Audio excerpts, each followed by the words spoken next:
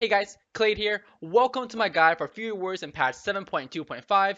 In this guide, we're going to cover everything you need to know to perform as a Fury Warrior currently in Legion. There will be timestamps down below in the description if you guys want to skip around, but I do recommend that you guys watch the entirety of the video once, just so that way you guys can see if there's any changes that you were not aware of previously, because there are some small differences that have changed since the previous patch and since my previous videos. To start us off, let's start with the talents. First off, War Machine is a really powerful talent. As long as there as that die in a fight and you can proc it, and you can proc it, 3 or more times, I would take this talent. Endless Rage is that safe talent that you want to take for this fight. If you just take this talent versus not having any talent, it's a 2% DPS increase. Use this whenever you're unsure what other talents you should be using here. Before tier 20, Fresh Meat actually had very little value in how strong it was compared to the other two talents.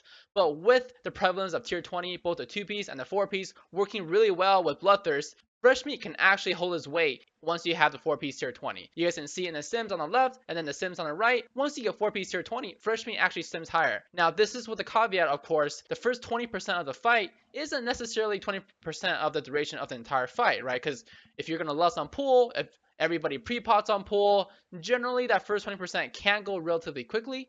But with that being said, it is a pretty significant DPS increase that you will see when you take Fresh Meat. So I heavily recommend, if you guys have 4-piece tier 20, try out Fresh Meat, see if it works out for you. If your raid has too much upfront burst, then go back to Endless Rage for single target fights. Going right down to the second row of talents, you have Shockwave, stun for 3 seconds, great, Mythic Plus, take it. If nobody else in your raid has AoE stun, which is very unlikely, then you could take it for fights that is necessary on. Stormbolt isn't really used in PvE much, it's mainly a PvP talent. Double Time is my go-to talent for raids. The mobility that it gives you is ridiculous. Being able to charge mob to mob, along with Bounding Stride. Our mobility with this talent, added on with all these other mobilities that we get just for free, stuff like War Machine and Frothing Berserker and Bounding Stride, it all adds together and we can become really, really mobile in a raid. And regarding being mobile, I want to go over 2 rules of doing top DPS as a Fury Warrior. 1, don't die, and 2, be in melee range. That's all you need, and this talent greatly helps with the second. On the third row of talents, we have a relatively easy choice between Wrecking Ball and Avatar. You're going to pretty much take Wrecking Ball if it's consistent AoE and any type of content where you're wearing the legendary whirlwind belt,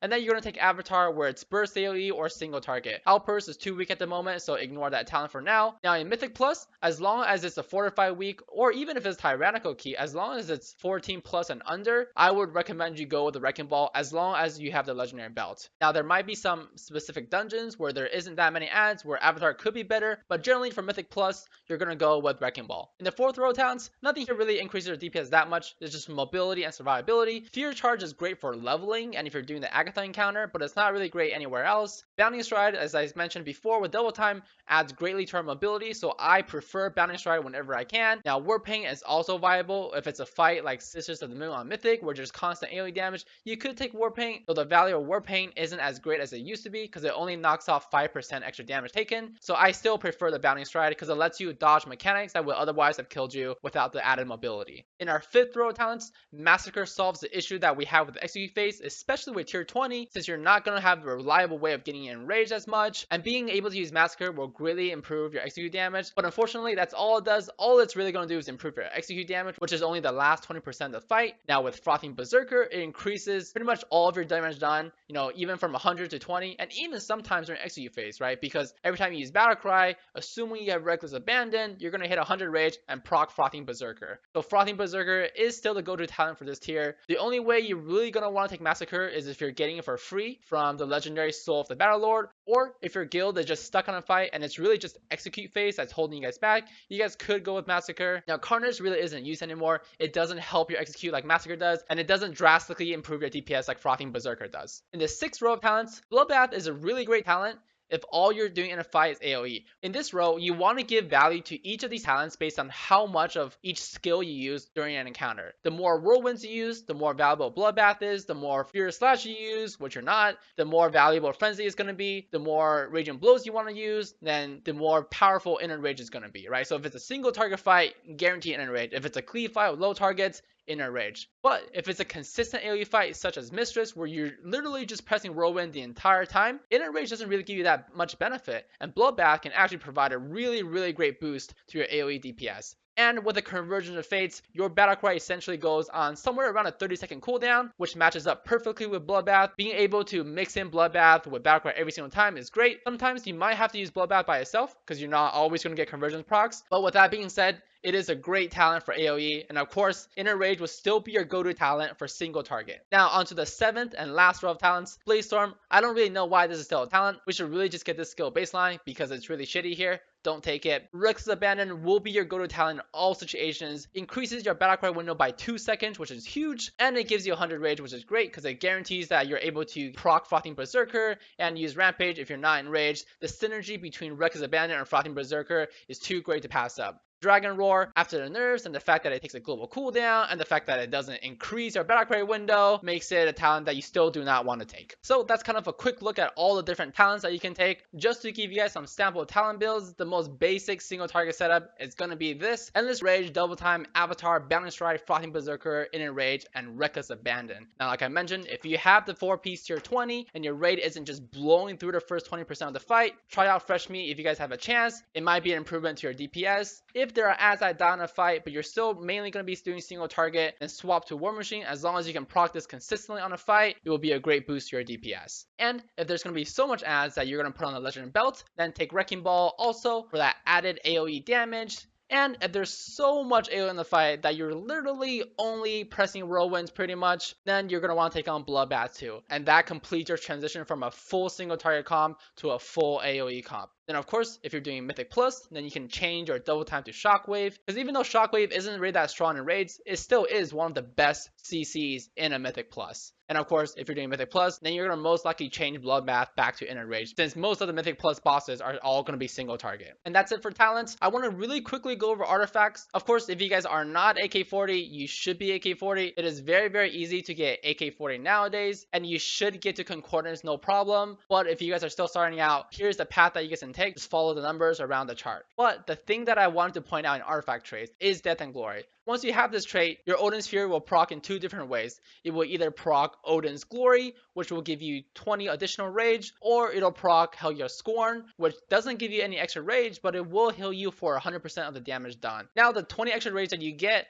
for having a proc Odin's Glory is important, and let's get into that right now. Since such a large amount of your DPS comes from a Battlecry window, let's go over the rotations and priorities for that first. There's essentially going to be 3 different priorities for Battlecry in a fight. There's going to be your priority before 20%, so the first 100 to 20% of the fight, the what we call non-execute phase. And then of course there is the execute phase, which is 20% or lower. And then there is also AoE priority when using Battlecry. Now for the first 100 to 20%, the non-execute phase of the fight, your cooldown priority for Battlecry is as follows: Enraged Raging Blow, 100 Rage Rampage, Enraged Odin's Fury, Bloodthirst, Rampage, and Furious Slash. The most important thing to note here is the number 5 Rampage and the number 6 Furious Slash. Even though you have Frothing Berserker, it is still better to hit a non-100 raged Rampage over a Furious Slash. That's how weak that skill is in comparison to our other abilities. You want to pretty much hit as many Raging Blows as you can, as many Rampages as you can, as many Bloodthirsts as you can, as many Odin's Furies as you can during Battlecry window, and you want to hit the least amount of Furious Slashes that you can during Battlecry. You guys might also have noticed that the number 1 slot, the Enraged Raging Blow, and the 100 Rage Rampage might be interesting. So if you are enraged going into Battlecry, even though you pop Battlecry and it gave you 100 rage, you're still going to use an Enraged Raging Blow first. It is still better to do that versus using a Rampage right away.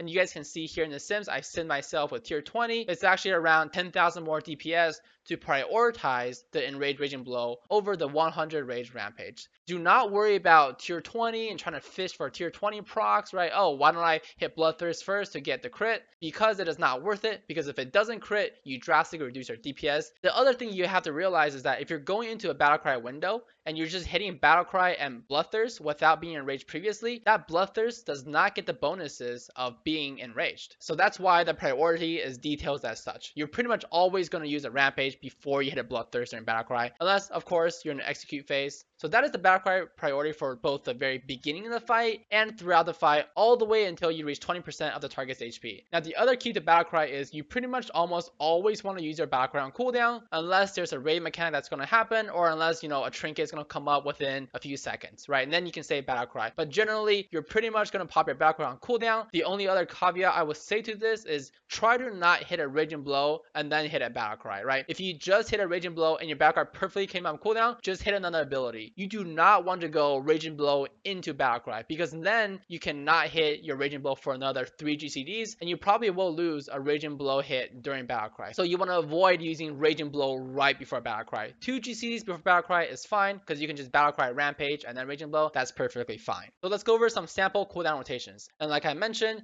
there are going to be slight differences whether or not you get Odin's Glory to proc, giving you that 20 extra rage. Now first, let me show you guys the most beautiful setup that you can possibly get, which includes using the legendary helm and the legendary pants and endless rage. This is the most rage generation that you can get in the beginning of the fight. A sample rotation with this will look something like you're going to start the fight, pop out your cooldowns and rampage, hit your raging blow, hit your Odin's Fury, hit your 100 rage rampage, hit your raging blow, hit your bloodthirst, and hit your rampage again. You might or might not be at 100 rage for this rampage, but that's fine. If you have the rage to hit a rampage instead of a furious slash, you should do that. Now the reason why we were able to hit a rampage right after the Odin's Fury there was because your Odin's Glory proc. So let's see here what happens when that doesn't proc. So this opener, you're gonna use your cooldowns, rampage, raging blow, Odin's Fury, bloodthirst, raging blow, 100 rage rampage, and bloodthirst, right? So there's a slight difference and a slight shift in what ability you use 4th and 6th. Essentially, you just swap the rampages and the bloodthirst, depending on whether or not you hit 100 rage at that point. But regardless of what happens, you're still gonna use raging blow on the 5th spot, because that's pretty much as soon as you can use it. So of course, that is what the best legendary. So in these next 2 clips, I've taken off both the helmet and the pants legendary. So my rage generation will be pretty similar to somebody that just hit 110. So let's look at how your opener might look like then. You're gonna charge in, rampage,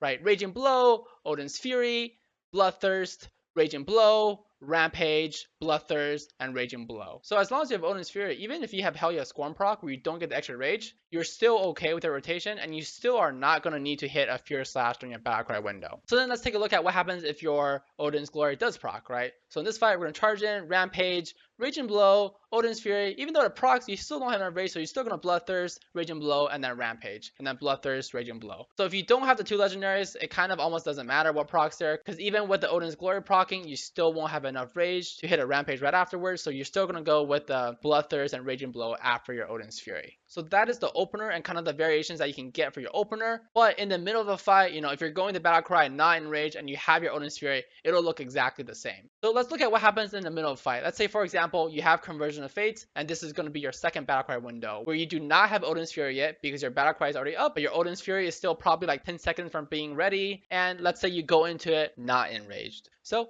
you're gonna pop your cooldowns, hit rampage, hit raging blow, hit bloodthirst, hit rampage, hit raging blow, hit bloodthirst, hit rampage. So essentially with the best rage generating legendaries, which is going to be the helmet and the pants, you can essentially just cycle rampage, raging blow, bloodthirst, rampage, raging blow, bloodthirst, and you will always hit 100 rage every time before you hit the rampage. So really quickly, another scenario that you can run into in the same situation is if you're going to that battle cry and you are in rage, right? So that's where you get to that first priority right away. The instant you hit battle cry, you're already in rage, so that's when you're going to start out with the raging blow. So here you are mid-fight, your battle cry is about to come off cooldown, you just dumped your rage with rampage, so now you're going to pop all of your cooldowns, hit the raging blow, hit rampage, hit bloodthirst, hit raging blow, hit rampage, bloodthirst, raging blow again, right? If you have the legendaries, it just cycles. Now of course, if you do not have the legendaries, then you won't obviously gain as much rage to sustain this, so there might be a situation where you hit a furious slash in your battle cry, but that should be all you hit. You should never hit more than 1 furious slash in a battle cry. Your rage generation should be enough to have that only happen once during battle cry. If you ever find yourself using furious slash twice in a battle cry, you definitely messed something up. Next, let's go over your execute priority during a battle cry window. This might be a tough one, so you want to pay attention carefully here. The number 1 priority when you use battle cry during execute phase is to hit enraged executes, and then hit Bloodthirst if you're not enraged, and that's it. Pretty simple. Hit your executes if you're enraged and you have Battlecry buff. If not, hit Bloodthirst to get enraged. That's pretty much all there is to it.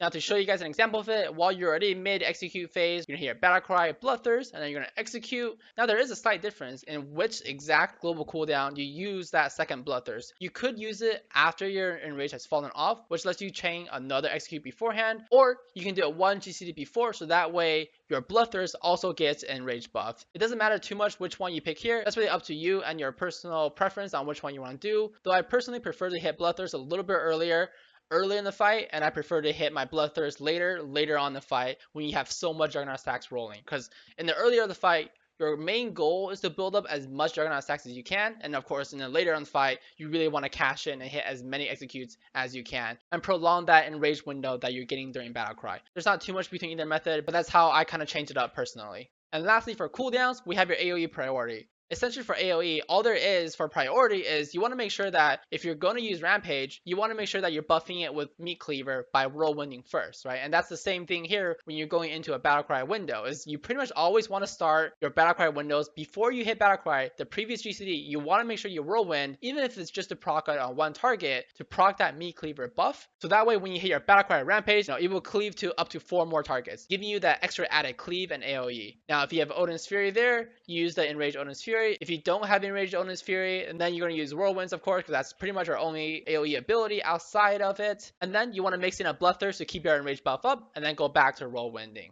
So once again, let's take a look at where your sample AoE rotation might look like. The only thing that you might want to change up here is if you don't have Odin's Fury, then change the Odin's Fury for a Whirlwind. That's going to be really the only variance that you have. And also imagine that there's more than 3 targets here, because with only 3 targets here, you're actually going to continue your single target setup with your Battlecries. But imagine that there are 5 or 6 targets here. So you're going to charge in, hit your Whirlwind, and then Battlecry Rampage to cleave that, hit Odin's Fury, hit a Whirlwind, hit Bloodthirst, hit Whirlwind, hit Whirlwind. Now it's very important that you kind of do it in that order, because that first Whirlwind actually does matter, right? Because that will proc Meat Cleaver, and then it'll make your Bloodthirst also do the Meat Cleaver. Now you don't really want to fish for this. What you could do is actually stack your 4-piece tier 20 stacks. Because those stacks, when you hit Meat Cleaver and you hit that Bloodthirst that's been buffed by Meat Cleaver, all of those Bloodthirst damage will get buffed by the 4-piece, not just your primary target. That is a very minor thing that you can try to take advantage of. Generally, tier 20 sets don't make a difference on your priority actually. So all of those Battlecry priorities that I mentioned is true. But there is one fringe scenario where it might differ, and that is during your AoE rotation without cooldowns. So let's get into that next. What's your rotation look like when you don't have the Battlecry window? And since we're already on this topic, let's just start with AoE first this time. For when I say AoE, I'm talking about 4 or more targets. When you have 2 or 3 targets, you're still going to be doing your single target. We'll get to that in a second. But speaking of AoE, we're talking about 4 or more targets. Now, at 4 or more targets, your highest priority is a Meat Cleavered 100 Raged Rampage. Now, if you have 4 to 5 targets, your second priority is actually an Enraged buff, a Raging Thirst buff, which is a tier 22 piece, Raging Blow. Right? At 4 or 5 targets, that Raging Blow with that buff will do more damage than a Whirlwind. And of course, your third is going to be Enraged Whirlwind. Your fourth will be Bloodthirst. Your fifth and sixth priority is just going to be the same exact copy of your second and third, but without the Enrage, right? So it's going to be Raging Thirst, Raging Blow, and then Whirlwind. Essentially, what you see on the screen is going to be your AoE priority. And if you have the Legendary belt, just subtract 1 from all of those target requirement numbers. So then let's get into your single target priority. We're going to start off in the non-execute phase, and it pretty much looks exactly the same as what your Battlecry window looks like, with the exception that Odin's Fury is not in here, because when you're above 20%, you're going to be using Odin's Fury during your Battlecry, right? So if you don't have Battlecry, you're generally not going to be using Odin's Fury, so your priority for single target without cooldowns is Enrage Raging Blow, 100 Rage Rampage, Bloodthirst, Raging Blow, and Furious Slash. And that's it. Relatively simple priority. What the goal here is, if you're enraged, hit Raging Blows. If not enraged, try to get enraged. At its core, that's all that this priority does. So now let's get into the execute priority. Now, of course, with tier 20, your execute priority kind of changed because your Furious Slash was better than using Raging Blow. But now that we're going back to tier 20, we're going back to the original execute priority, which once again puts Raging Blow above Furious Slash. And Furious Slash is still going to be your filler spell that you're not going to hit unless you have nothing else. So your priority for execute in single target with tier 20 or just without tier 19 2-piece is going to look like enraged executes,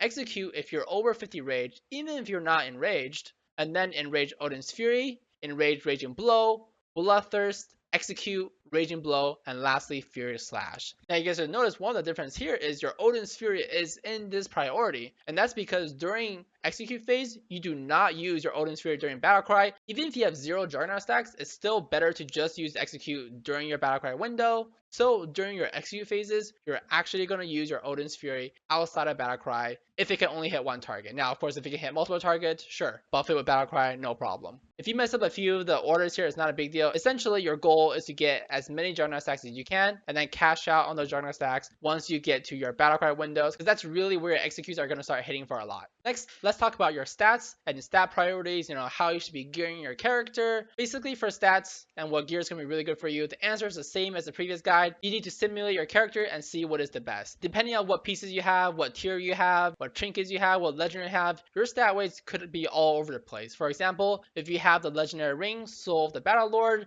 your mastery value will go up. If you have legendaries such as the helmet and the pants, then your haste value will go up. If you lose any pieces of tier 19, then your haste value will go up. A lot of your gear changes will affect your actual stat weights and what are priorities for you. Essentially, sim your gear. Whatever gear is going to give you the best DPS, you're pretty much going to just wear that. Now, to give you guys some sample stat priorities is when you're first starting out, or if you hit 4P tier 20, your stat weights might look something like this. You might have haste at the top, and then mastery, and then versatility, and then strength, and then crit. But that's obviously not the same for everybody. And personally, my stat weights look nothing like that right now. My stat weights is actually mastery at the top, versatility at the second place, haste is actually third for me, fourth is strength, and fifth is crit. It can vary very drastically, but haste and mastery are really going to be the best stats for you. And of course, whenever haste is the best stat for any spec, they're going to be kind of like mini breakpoints that you hit. So I advise you guys to trust your sims more than your stat weights, because your stat weights can fluctuate very drastically depending on how close you are to some sort of haste breakpoint or how far you're away from some sort of haste breakpoint. So definitely sim your gear over just looking at stat weights once. Now, of course, we can't talk about stats without talking about gear. And yes, you should wear tier 24 piece. It does much more DPS. You guys can check out all the previous videos I make showing you guys that tier 20 is much stronger than tier 19. So definitely get 4 piece tier 20 whenever that you guys can. Now, with that, taking 4 slots of your gear, your absolute best trinkets, if you have 955 of every single trinket, of course, is Convergence of Fates and Arcano Crystal. But of course, not everybody's going to have Arcano Crystal, but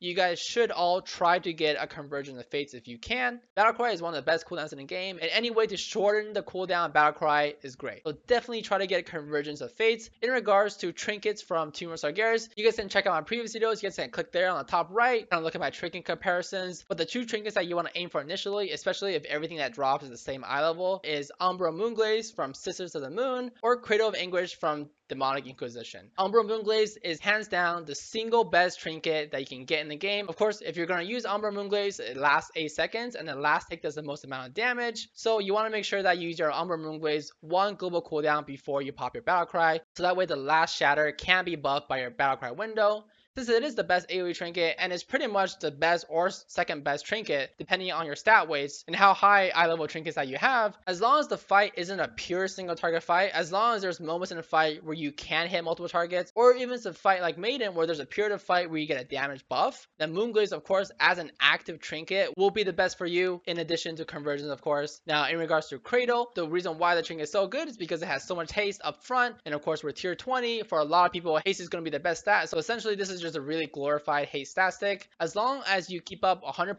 uptime of this trinket, which just requires you to not fall below 50% HP, this trinket is really strong for pure single target, and especially once you have 4 piece tier 20. So those are the 2 trinkets that you want to aim for in Team Sargeras. If you aren't able to get a Convergence of Fates either, then these 2 trinkets are going to serve you just fine. And like I mentioned, if you want to take a look at all the other trinkets, feel free to check out my previous video where I've simmed all of the Team Sargeras trinkets with tier 24 piece. Of course, we can't talk about gearing without talking about legendaries. Your absolute best legendary as a Fury Warrior, as long as it doesn't break your 4 piece or anything, is going to be the legendary helmet. Now, in regards to where you're going to wear as your second best legendary, of course, once again, you want to make sure that that legendary is not breaking your tier 24 piece, and that legendary is either going to be the legendary cloak, the Legendary Pants, or even the Legendary Massacre Ring, since the 3 previously mentioned legendaries all occupy tier slots. Now, I personally prefer the Legendary Pants if I can, just because it makes your battle cry so much smoother to have the Legendary Helmet and the Legendary Pants. The raid generation that you can currently get is ridiculous. I also do enjoy using the Legendary Helmet and the Legendary Massacre Ring, because when you get to execute phase and you have Massacre and Frothing Berserker, your execute phases feel much better. You're going to be in rage for much more time, giving you more rage, allowing you to build more Juggernaut stacks. So your use for single target legendaries can depend on how long a fight is, right? So if a fight has a ridiculously long execute phase, or if you know that people in your raid are going to die, then you could actually shift your gearing and your talents towards a more execute oriented build. Now, of course, for AoE, the absolute best legendary for AoE is going to be the Legendary Whirlwind Belt. You can pair that up with a number of legendaries, whether it's the Legendary Helmet or the Legendary Pants, whatever you want. But really, for AoE, you want the Legendary Whirlwind Belt. Your gems and enchants don't really change that much from previously. You're still going to sim your character and see what gems are going to be best. Generally, it's probably going to be haste gems that are best for you. Maybe it's mastery, but you want to make sure that you sim your character to see what is the best.